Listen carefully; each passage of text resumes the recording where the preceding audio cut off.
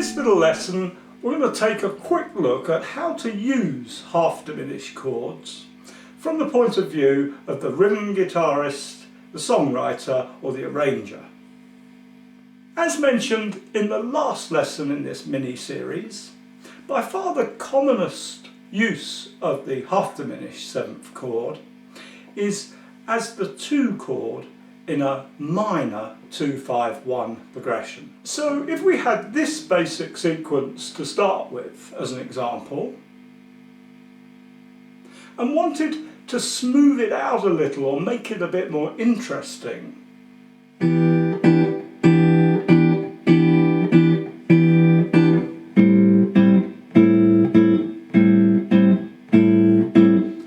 then one option would be to anticipate that change up to A minor 7th by replacing the second bar of E minor 7th. Instead of 4 beats of E minor 7th, we'd have 2 of B half diminished 7th and 2 beats of E dominant 7th.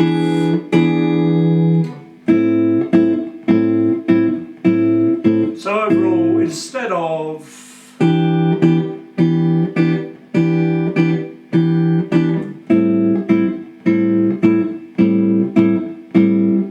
we'd have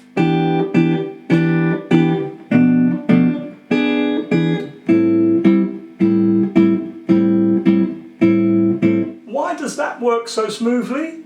Because we're reinforcing the change to A minor 7th by approaching it round the circle of fourths using the 2-5-1 trick. Relative to the A minor 7th chord, the B half diminished is chord 2, the E 7th chord 5.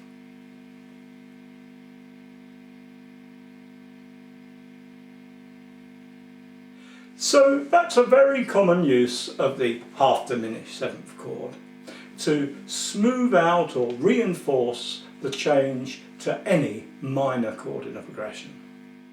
I also stated in the last lesson that it's quite rare to find the half diminished 7th chord used in any other way than in the context of a minor 2-5-1. Well, after it was too late to edit out that statement, I suddenly thought of another common context that the half diminished 7th chord is used in, especially in jazz-influenced blues tunes. And this is as a substitute for a dominant chord a third lower. For example, replacing G 7th with B half diminished 7th. Supposing we started off a blues in the key of D with a D 7th followed by a G 7th.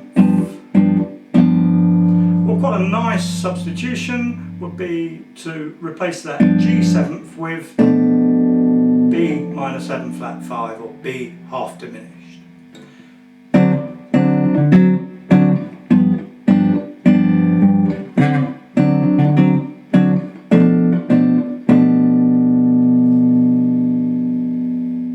A closer look at the makeup of these chords shows why this works.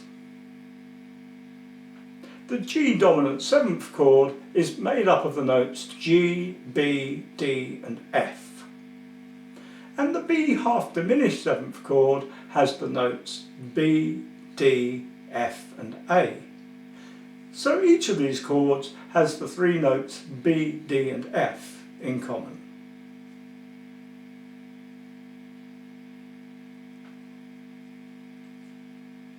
This is by no means obvious when just looking at the commonly used fingerings for these chords on the guitar.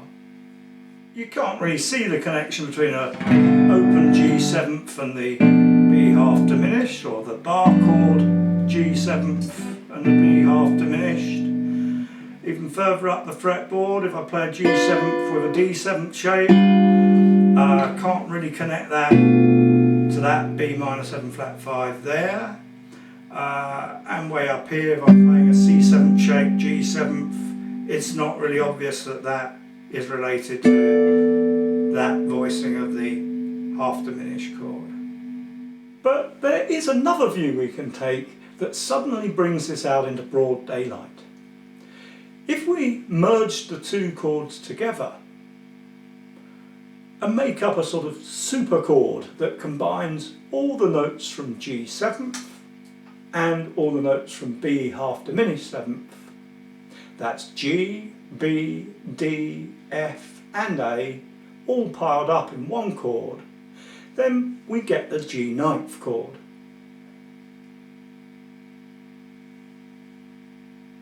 And now, if we compare the commonly used fingerings for B half diminished with those of the G ninth chord, the relationship instantly becomes more visible on the fretboard. So for example, the E string rooted G ninth chord, which I finger like that, can clearly see that that's related to the B minor 7 flat 5, the B half diminished chord. Really I'm just moving that note there on the bottom string, up a third to the B there.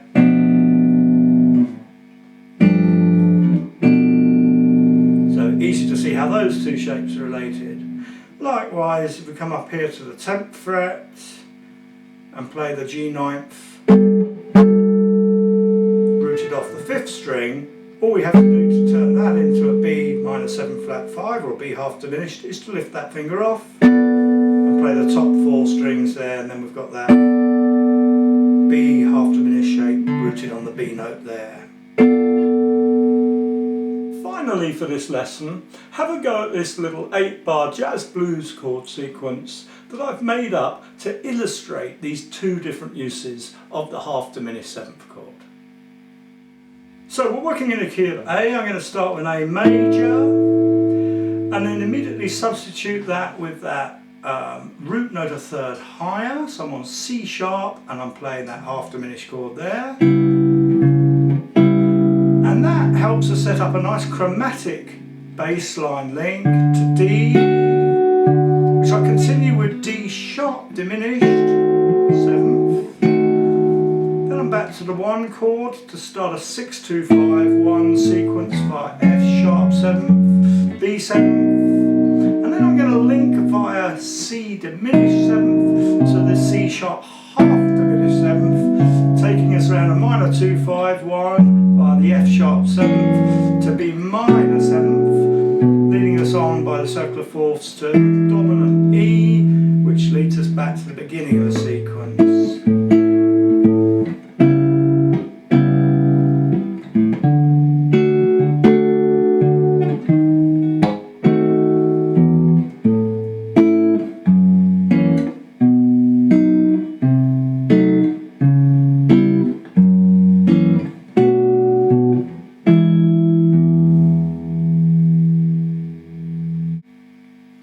Here's the sequence mapped out for you to practice if you like.